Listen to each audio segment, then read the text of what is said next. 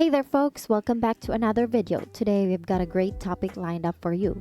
It's how to leverage Reddit for digital marketing. Reddit is a vast platform, and if used right, it can be a game changer for your digital marketing strategy. Here's how to do it without breaking a sweat. First off, it's all about listening and learning.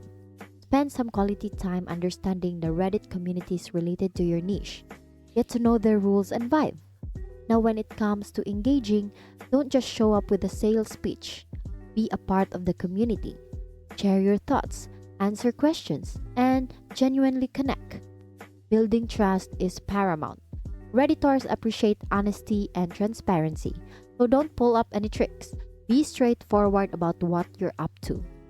Now, let's talk about content strategy. Create stuff that's genuinely valuable and fits the subreddit's interest. This could be informative articles, eye-catching images, or engaging videos. Timing is crucial.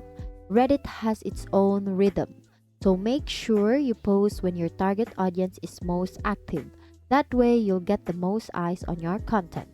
And that's the lowdown on how to leverage Reddit for digital marketing. You've got the basics now.